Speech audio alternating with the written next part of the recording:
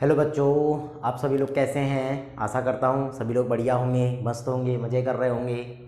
आज हम बात करेंगे class 9th NCERT mathematics chapter number 1 number system exercise 1.2 solution. ठीक है बच्चों, देखते हैं इसमें क्वेश्चन नंबर 1 क्या है। हाँ, क्वेश्चन देखने से पहले मैं आपको एक बात कह देना चाहता हूँ कि जिसने मेरे चैनल को सब्सक्राइब नहीं किया है वे प्लीज़ सब्सक्राइब कर ले, जिससे इस प्रकार की वीडियो जब भी आपके चैनल पर डलती है तो आपके पास सर्वप्रथम पहुंच जाएगी। ठीक है बच्चों, देखिए पहला क्वेश्चन क्या था। नीचे दिए गए कथन सत्य है या असत्य है, कारण के साथ उत्तर दीजिए। ठीक है, तो हमें ये जो क्वेश्चन दिए गए हैं नीचे, ये सत्य है या असत्य है ये बताना है पहले। अगर सत्य है तो वो उसका कारण भी बताना है, और असत्य है तो उसका कारण भी बताना है। ठीक है बच्चों, दूसरा देखते हैं कि प्रत्येक, हाँ अब देखो पहला क्वेश्चन पहले का पहला क्या है, प्रत्येक अपरिमेय संख्या एक वास्तविक संख्या होती है ना। तो देखिए पहला जो है प्रत्येक अपरिमेय संख्या वास्तविक संख्या होती है, तो यस क्या होता है कि जो प्रत्येक अपरिमेय संख्या है वो वास्तविक संख्या होती है। वो कैसे, तो देखिए क्या कहता है, तो मैं दो तरीके बता देता हूँ आपको कि कैसे कैसे आप उसको कारण लिख सकते हैं। तो देखिए पहला हो सकता है कि देखो पहला तो देख सकते हैं कि परिमेय धन अपरिमेय बराबर वास्तविक संख्या। मतलब यदि मैं परिमेय संख्या और अपरिमेय संख्या को मिला दूं तो वास्तविक संख्या बनती है।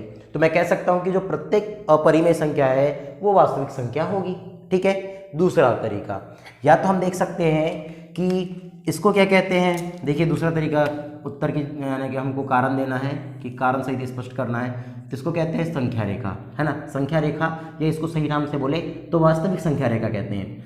तो इस वास्तविक संख्या रेखा पर हम प्रत्येक अपरिमेय संख्या को क्या कर सकते हैं, प्रदर्शित कर सकते हैं। क्या कर सकते हैं, प्रदर्शित कर सकते हैं। तब हम ये कह सकते हैं कि जो प्रत्येक अपरिमेय संख्या है वे क्या कहलाती है, वास्तविक संख्या कहलाती है। ठीक है बच्चों, दूसरी बात, संख्या रेखा पर प्रत्येक बिंदु √m के रूप का होता है, जहां √m एक प्राकृत संख्या है। क्या कहता है कि संख्या रेखा पर प्रत्येक बिंदु √m के रूप का होता है। तो ये बात असत्य है, क्योंकि जो प्रत्येक जो बिंदु होता है वो √m का रूप का नहीं होता, जहां पर m एक प्राकृत संख्या होती है। अब देखो हम अंडर लिख सकते हैं, जैसे मान के चलो ये 1 0 हो गया, 1 हो गया, 2 हो गया, 3 हो गया, अप सो ऑन, -1 हो गया, -2 हो गया, अप सो ऑन। ठीक है बच्चों, अब देखो कि यहाँ पर प्रत्येक संख्या को मैं √m के रूप में लिख सकता हूँ, लेकिन जैसे इसको √ लिखा 1 का स्क्वायर लिख दिया तो ये वर्ग से वर्गमूल कैंसिल आउट हो जाएगी, तो 1 ही रह जाएगा, आ तो जाएगा। लेकिन क्या कहता है कि जो ये √1 आया, 1 मतलब m बोला, और m क्या है, प्राकृत संख्या बोल दिया। m क्या बोल दिया उसने, प्राकृत संख्या।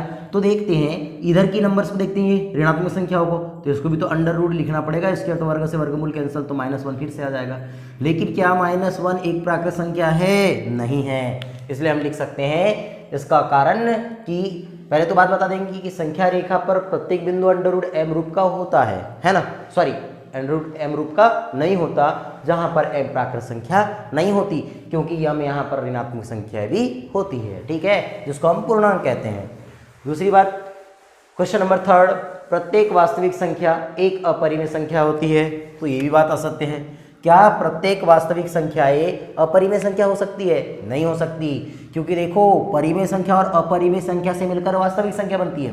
तो पूरी वास्तविक संख्या है, कुछ ना कुछ तो परिमेय भी होगी, इसीलिए प्रत्येक वास्तविक संख्या अपरिमेय नहीं हो सकती, कुछ ना कुछ वो परिमेय भी होने वाली है। इसीलिए हम कह सकते हैं कि प्रत्येक वास्तविक संख्याएं अपरिमेय संख्या नहीं हो सकती, क्योंकि जो वास्तविक संख्या होती है वह परिमेय संख्या और अपरिमेय संख्या का क्या होगी, समूह होगी। ठीक है, नेक्स्ट क्वेश्चन तरफ चलते हैं। क्वेश्चन नंबर 2, क्या सभी धनात्मक पूर्णांकों के वर्गमूल परिमेय होते हैं, है ना। हमको बताना है क्या सभी धनात्मक पूर्णांकों के वर्गमूल परिमेय होते हैं।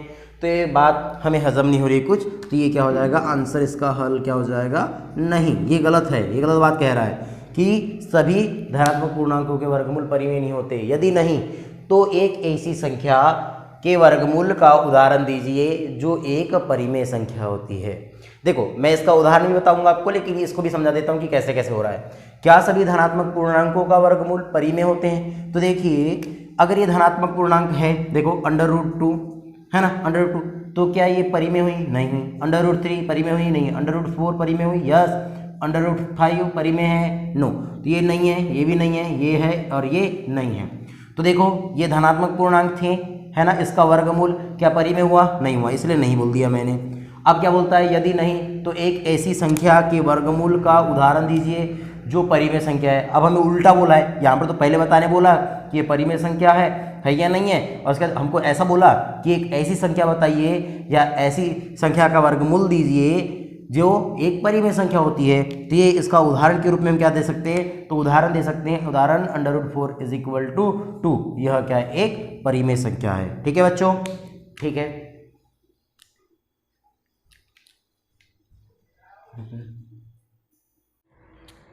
देखिए बच्चों, क्वेश्चन नंबर 3, दिखाइए कि संख्या रेखा पर √5 को किस प्रकार निरूपित किया जा सकता है। ठीक है बच्चों, मैंने हमको प्रीवियस क्लास जिसमें हम एक्सरसाइज 1.2 का इंट्रोडक्शन पढ़ रहे थे, उसमें आपको बताया था किस प्रकार से √2 और √3 को किसी संख्या रेखा पर निरूपित कर सकते हैं। आज हम देखेंगे कि √5 को किस प्रकार से संख्या रेखा पर निरूपित करना है। ठीक है बच्चों, तो देखिए हल। आज मैं थोड़ा सा आपको डिफरेंट बताने वाला हूँ, अलग बताने वाला हूँ कि कैसा करेंगे। ठीक है, सबसे पहले हम एक नंबर लाइन ले लेते हैं। इस नंबर लाइन पर एक पॉइंट ले रहा हूँ मैं O, एक पॉइंट क्या ले रहा हूँ मैं? O, जिसको मैं 0 दे दूंगा। ठीक है, यहाँ से अब ध्यान से देखिएगा, अब हम पढ़ रहे हैं क्वेश्चन नंबर जो 3 है, उसमें क्या बोला है कि √5 को संख्या रेखा पर निरूपित करना है। तो √5 को देखो कि यह संख्या ऐसी कौन सी संख्या है, ऐसी कौन सी पूर्ण वर्ग संख्या है जिससे बड़ी है। ठीक है, तो देखो यह संख्या आपको दिख रही होगी, 4 ऐसी पूर्ण वर्ग संख्या है जो क्या है, इससे कैसी है? 5 से छोटी है। 5 से कैसी है? छोटी है। तो मैं ये कह सकता हूं कि 4 अगर पूर्ण वर्ग संख्या है तो 4 का वर्गमूल ले लेते हैं ना। तो 4 के वर्गमूल को हम क्या मानने वाले हैं? यहाँ पर इकाई मानने वाले हैं। ठीक है, तो इससे हमारा क्वेश्चन क्या हो जाएगा? सरलता से बन जाएगा। मैं आपको इकाई मानने वाले का भी तरीका यहाँ पर बता दूंगा कि आप उसको किस प्रकार से हल कर सकते हैं। लेकिन मैंने जैसे बताया था आपको उसी प्रकार से इसको बताना चाह रहा हूँ कि देखिए ये जो 5 है, देखो अभी करने को भूल जाओ थोड़ी देर के लिए, ये कितना हो गया? 5 हो गया। अब 5 से छोटा है ना, 5 से छोटा देखना है अपने को, ऐसी पूर्ण वर्ग संख्या बताओ। तो भैया 4 एक ऐसी पूर्ण वर्ग संख्या होती है जो कैसी होती है? इस 5 से छोटी होती है, तथा पूर्ण वर्ग संख्या भी है जिसका वर्गमूल कितना होता है? 2 होता है। तो हमको क्या करना है? यहाँ पर संख्या रेखा पर 1 इकाई और ये 2 इकाई ले लेना है। कितनी इकाई ले लेना है? 2 इकाई लेना है। तो मैं इस दूसरी इकाई को बोल दिया, इसको बोल रहा हूँ बिंदु नंबर A। बात समझ में आ गई? इसको बोल दिया हमने A। इतनी बात हो गया। तो यहाँ पर अगर रचना के पद लिखना है तो आपने फर्स्ट टर्म में बोलेंगे कि संख्या रेखा पर एक बिंदु O लिया है ना, दूसरा OA लिया है ना, दूसरा पॉइंट क्या हो सकता है? OA = 2 इकाई लिया। उसके पश्चात आप बिंदु A पर सेट स्क्वायर की सहायता से, अब मेरे पास यहाँ पर मैं बोर्ड में बता रहा हूँ तो सेट स्क्वायर नहीं लूंगा, तो सेट स्क्वायर की सहायता से हम क्या करेंगे? इस बिंदु A पर क्या खींचने वाले हैं? एक इकाई का लंब खींचने वाले हैं। कितना खींचा? 1 इकाई का लंब खींचने वाले हैं। 1 इकाई का मतलब 1 इकाई का मतलब यहाँ से यहाँ तक की जो लेंथ होगी उतनी ही लेंथ का। ठीक है, तो ये खींच दिया हमने, ये 1 इकाई का। ठीक है, इस पॉइंट को हम बोलेंगे B, है ना, इस पॉइंट को हम क्या बोलेंगे? B बोलेंगे। बात समझ में आ गई? थर्ड पॉइंट क्या बोलेंगे कि B से O को मिला दिया। B से O को क्या कर दिया हमने? मिला दिया। तब हमारे पास कौन सा त्रिभुज प्राप्त हुआ बेटा? एक समकोण त्रिभुज प्राप्त हुआ जिसका नाम क्या है? OAB। OAB। ठीक है बच्चों, ठीक है। अब देखिए यहाँ से यहाँ तक की जो है ये 2 इकाई है, यहाँ से यहाँ तक 1 इकाई हो गया, और ये अब हमको ज्ञात करना है कितना हो सकता है। ठीक है, तब हम क्या बात करेंगे? पाइथागोरस प्रमेय से। तब चौथे पॉइंट में बात करेंगे त्रिभुज OAB में पाइथागोरस प्रमेय से। तो पाइथागोरस प्रमेय क्या होता है ना, क्या होता है पाइथागोरस प्रमेय? किसी भी समकोण त्रिभुज में सबसे बड़ी भुजा का वर्ग अन्य 2 भुजाओं के वर्गों के योगफल के क्या होता है? बराबर होता है। तो सबसे बड़ी भुजा आपको ये दिखती है, यानी कि हम समकोण की समभुजा को सबसे बड़ी भुजा बोलते हैं। तो क्या हो जाएगा? OB का वर्ग इज इक्वल टू क्या होगा? OA का वर्ग प्लस बी का वर्ग, सॉरी ओ ए का वर्ग धन ओ नहीं ए बी का वर्ग, ठीक है। अब देखो हमको ओ बी की वैल्यू क्या हो सकता थी, तो O B is equal to, इधर वर्ग हटाऊंगा तो इधर क्या लग जाएगा वर्गमूल, तो O A square plus A B square, ठीक है बच्चों, अंडर रूट। अब ओ ए की वैल्यू कितनी है, ओ ए की वैल्यू 2 इकाई, तो 2 स्क्वायर प्लस ए बी की value 1 square is equal to 2 का वर्ग 4, 1 का वर्ग 1, तो ये 4 धन 1 बराबर कितना हो जाएगा 5। तो ओ बी की वैल्यू कितनी आ गई अंडर रूट 5, कितनी हो गई अंडर रूट 5 हो गई। और हमको यही तो ज्ञात करना था अंडर रूट 5, पर ये संख्या रेखा पर प्राप्त हुआ क्या नहीं। तो हम क्या करेंगे, प्रकार की नोक को कहाँ रखेंगे, ऊपर रख देंगे और बी तक फैलाएंगे और क्या कर देंगे एक चाप काट देंगे, और ये चाप है ना संख्या रेखा को जिस पॉइंट पर क्या करता है कट करता है, उस पॉइंट को हम क्या कहते हैं अंडर रूट 5 कहते हैं।